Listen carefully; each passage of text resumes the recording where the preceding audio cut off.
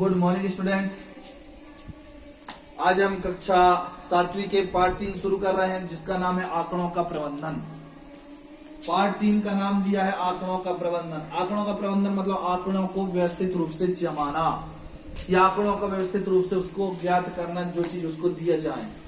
इसके अंतर्गत हम सांख्यिकी का अध्ययन करते हैं। सांख्यिकी में क्या पढ़ते हैं? माध्य, माध्यक, बहुलक, वर्ग, वर्गांतर, ये सब पढ़ते हैं। ये कहलाते हैं सांख्यिकी। ठीक है, तो हमारे पाठ का नाम दिया पार्ट 3 आंकड़ों का प्रबंधन। क्या दिया बेटा? आंकड़ों का प्रबंधन। क्लियर? तो आंकड़ों का प्रबंधन दिया है। तो इसमें जैसे अपने को सबसे पहली बात कि आंकड़ों का प्रबंधन, जैसे हमको कुछ सवाल दिए हैं उसके बारे में पढ़ते हैं। जैसे अपने नॉर्मल सवाल ले लेते हैं। 5, 7, 3, 4, 1, 8, 4, 8, 7, 6, 3, 2, 1। ठीक, 1, 2, 3, 4, 5, 6, 7, 8, 9, 10, 11 ये संख्या दिया है। हमको ये संख्या दिया है। हमको यहां पर बोला है कि हमको बोल दिया कि क्या करना है, इसमें सबसे बड़ा अधिकतम मान क्या है या सबसे बड़ी संख्या कौन है।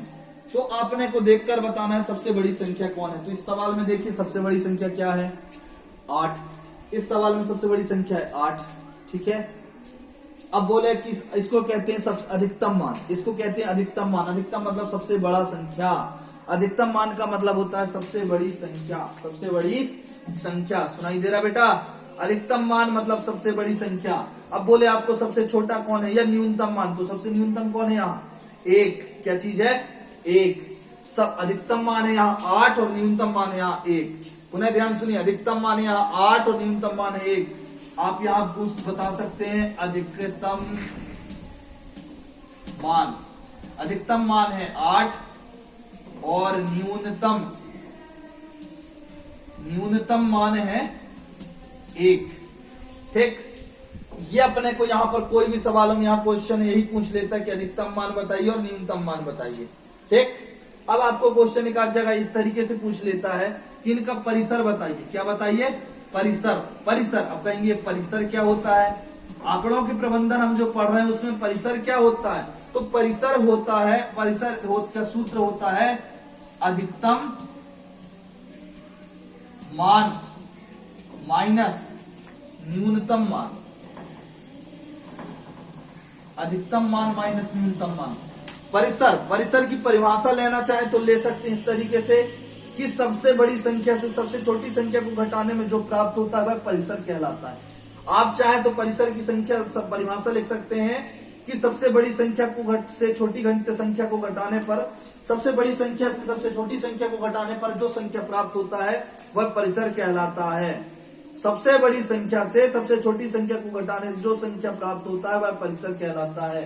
तो परिसर का सूत्र होता है अधिकतम मान माइनस न्यूनतम मान। ठीक, तो इस तरीके से यहाँ पर सबसे बड़ी संख्या क्या है? 8। सबसे छोटी संख्या क्या है? 1। तो -1 ये बटा दिए, तो 8 - 1 बराबर बचा 7। तो आपका जो क्या आया? परिसर आया। इस सवाल के अनुसार, तो इस सवाल के अनुसार परिसर हमारा आया 7। इस सवाल के अनुसार हमारा परिसर क्या आया बेटा? 7। यहां तक मेरी बात ध्यान से समझिए और बताइए समझ में आया नहीं आया? क्लियर है बेटा? क्लियर हुई? यहां तक मेरी बात समझ में आई कि मैं यहां तक आपको समझाया? बस फालतू बता रहा हूं, बात को ध्यान दिया करो, कुछ चीजों को अच्छे समझिए और हल करके देखा करें। बात समझ में आ रही है? तो हमारा सबसे बड़ा मान क्या है यहाँ पर? 8 और सबसे कम है 1। तो अधिकतम मान 8 और न्यूनतम मान 1। तो 8 से 7 ये हमारा परिसर कहलाता है। क्या कहलाता है? परिसर। अब आप माध्य समझिएगा। माध्य मतलब आंकड़ों के औसत मान को माध्य कहते हैं। माध्य की परिभाषा लिखेंगे।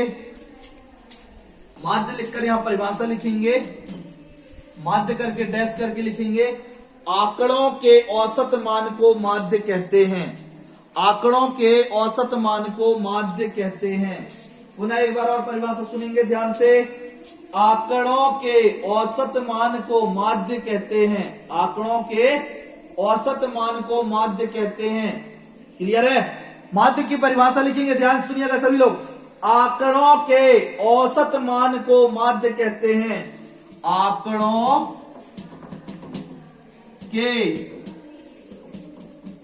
औसत मान को माध्य कहते हैं। आंकड़ों के औसत मान को क्या कहते हैं? माध्य कहते हैं। ये माध्य की परिभाषा लिख लेंगे। आंकड़ों के औसत मान को माध्य कहते हैं। माध्य का सूत्र देखिएगा। माध्य का सूत्र होता है सभी पदों का योग बटे सभी पदों की संख्या, सभी प्रेक्षणों का योग। मतलब जितनी संख्या दी है सभी प्रेक्षणों का योग बटे प्रेक्षणों की संख्या। प्रेक्षण मतलब क्या? जैसे आपको उदाहरण के तौर पर बता दे रहे, प्रेक्षणों की संख्या। देखो ये लिखा है सभी प्रेक्षणों का योग। माध्य की परिभाषा क्या थी? आंकड़ों के औसत मान को माध्य कहते हैं। अब सभी औसत मान तो नहीं समझ में आया, लेकिन अब देखते हैं सभी प्रेक्षणों का योग। यहां पर प्रेक्षण क्या कह दिए? 5। यहां लिखेंगे 5 धन योग मतलब 7, 5 धन 7। यहां नीचे लिखते माध्य बराबर 5 धन 7 धन 3 धन 4 धन 1 धन 8 धन 7 धन 6 धन 3 धन 2 धन 1। पुनः सुनना, 5 धन 7 धन 3 धन 4 धन 1 धन 8 धन 7 धन 6 धन 3 धन 2 धन 1। ये यहां लिखेंगे बटे, जोड़िएगा कितनी संख्या है? 1 2 3 4 5 6 7 8 9 10 11 संख्या है यहाँ पर, तो बटे में 11 आता। अब इसको जोड़ते 5 7 12 12 3 15 4 19 1 20 8 28 7 35 41 3 44 45 46 47। इसको जोड़ने में आया 47 और बटे में 11। इसको काटते तो 11 चौके 44, 11 चौके 44 बचा 30 हो जाता, दशमलव रखते तो 11 दूनी 22 बचता 8, 11 सत्ते 77। इसका आंसर आ जाता 4.27। ये कहलाता है हमारा माध्य। इस तरीके से निकालते हैं। सभी संख्याओं को जोड़कर जितनी संख्या उसका भाग देते हैं तो हमको प्राप्त होता है माध्य। समझ में आया यहां तक? माध्य क्लियर है बेटा? माध्य के बाद आता है माध्यक। माध्य के बाद आता है माध्यक। क्या आता है? माध्यक। अब माध्यक की परिभाषा सुनिएगा। माध्यक क्या होता है? वितरण का मध्य पद माध्यक कहलाता है। वितरण का मध्य पद माध्यक कहलाता है। वितरण का मध्य पद जो होता है वह माध्यक कहलाता है। वितरण का मध्य पद जो होता है वह क्या कहलाता है? माध्यक कहलाता है। जिसका सूत्र होता है m बराबर n धन 1 बटे 2 वे पद का मान। n प्लस 1 बटे 2 वे पद का मान। अब n क्या है? n ये है 1 2 3 4 5 6 7 8 9 10 11। यहां पर n है 11 प्लस 1 बटे 2 वे पद का मान। तो माध्यक की परिभाषा एक बार और सुनेंगे। वितरण का मध्य पद माध्यक कहलाता है। वितरण मतलब जो संख्या दिया रहता है उसका बीचों बीच का पद, लेकिन उसको पहले क्रम में जमाते हैं। पहले इस संख्या को आरोही या अवरोही क्रम में जमाते हैं, उसके बाद माध्यक निकाला जाता है। माध्यक निकालने की रीति है पहले उसको जमाइए आरोही या अवरोही क्रम में, इसके बाद उसके बीचों बीच की संख्या को माध्यक कहते हैं। तो फिर से परिभाषा सुनिए। माध्यक, वितरण का मध्य पद माध्यक कहलाता है। इसके बाद आता है बहुलक। क्या आता है? बहुलक की परिभाषा क्या है? जिसकी बारंबारता वह पद जिसकी बारंबारता सबसे अधिक हो, वह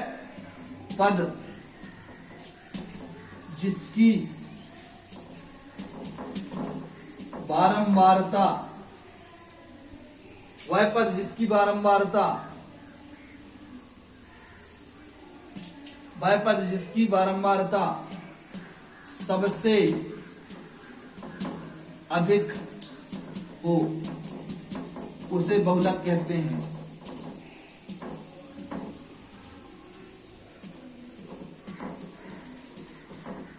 वह पद जिसकी बारंबारता सबसे अधिक हो उसे बहुलक कहते हैं। यहां तक सुनाई दिया? वह पद जिसकी बारंबारता सबसे अधिक हो उसे बहुलक कहते हैं। तो गिनिए यहाँ पर 5 कितने बार है? 5 एक बार है। 7 कितने बार है? 2 बार। 7 2 बार है। 3 कितने बार है? ये भी 2 बार है। 4 एक बार है। 1 2 बार है। 8 एक बार है। 6 एक बार है। यहां पर 7 3 और 1 ये तीनों चीजें कितने कितने बार है? 2-2 बार है। तो इसका जो बहुलक है वह 7 और 3 और 1 तीनों चीजें, क्योंकि सबसे ज्यादा बार है 2-2 बार सब चीजें। क्लियर है? इस तरीके से यहाँ तक इसको समझिए, कल इनके सवाल समझाएंगे। धन्यवाद।